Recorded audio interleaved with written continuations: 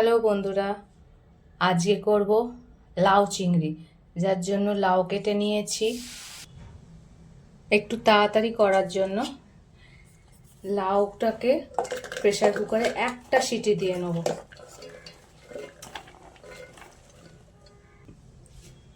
এই ছোট কাপের হাফ কাপ জল দিয়ে দেবো। প্রেসার কুকারে ঢাকা দিয়ে দিলাম, গ্যাসের ওপর বসিয়ে দিলাম। একটা সিটি হবে, গ্যাসটা বন্ধ করে দেবো। প্রেসার কুকারে দেওয়ার কারণই হচ্ছে তাড়াতাড়ি হবে। এমনি কড়াইতে লাউটা কষলে প্রচুর জল বেরোয়, অনেকখানি সময় লাগে, একটু সময় বাঁচানোর জন্য। এবার অন্যদিকে একটা কড়া বসিয়ে দিয়েছি, সর্ষের তেল দিয়ে দিলাম, নুন হলুদ মাখানো চিংড়ি মাছগুলো এবার দিয়ে দেবো।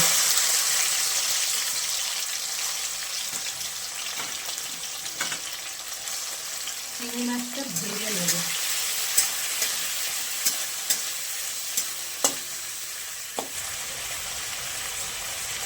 চিংড়ি মাছটা ভাজা হয়ে গেছে, এবার তুলে নেব।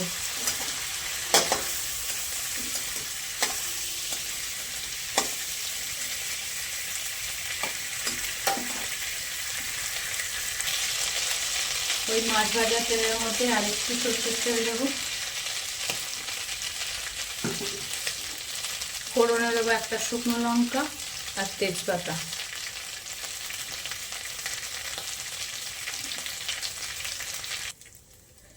শুকনো লঙ্কা তেজপাতা ভাজা হয়ে গেছে, এবার একটা কুচিয়ে রাখা পেঁয়াজ দিয়ে দেবো।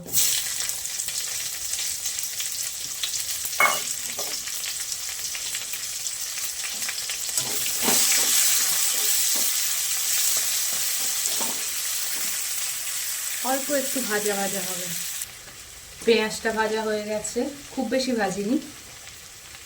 আমি এতে একটু আলু দেব। আলু ভাজার মতো করে আলু কুচিয়ে নিয়েছি, দুটো আলু আমি এতে দিয়ে দেব।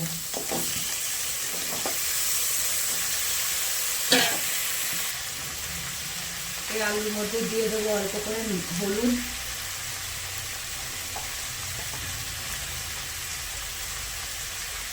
নুন, স্বাদ অনুযায়ী নুন দেবো।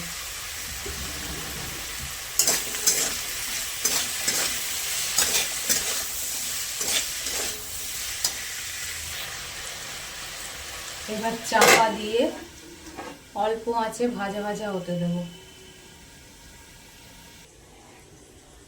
অন্যদিকে লাউ সেদ্ধ হয়ে গেছে, আমি একটা ফুটো ফুটো থালায় জল ঝরতে দিয়ে দিয়েছি।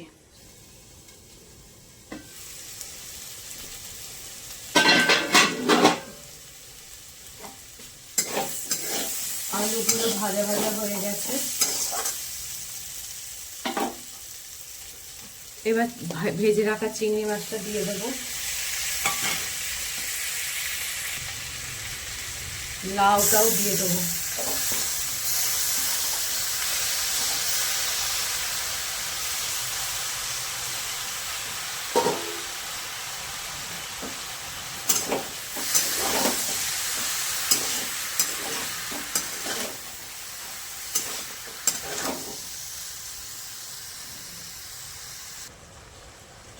এতে অল্প করে মিষ্টি দিয়ে দেবো, এই হাফ চামচ মতো।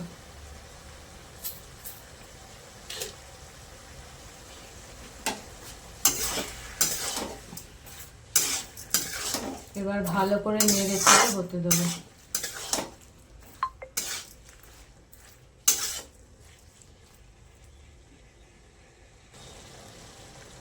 অল্প করে নুনও দিয়ে দিলাম।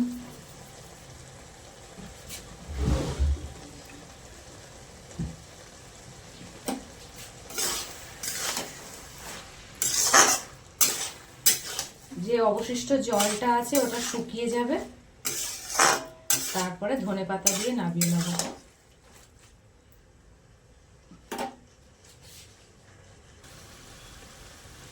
লাউয়ের জলটা পুরোপুরি শুকিয়ে গেছে, এবার ধনেপাতা দিয়ে দেবো।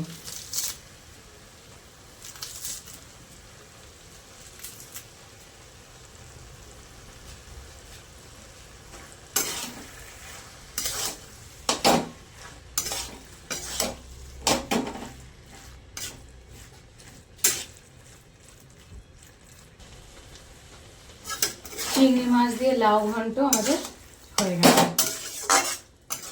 এবার গ্যাসের আঁচটা বন্ধ করে দেবো।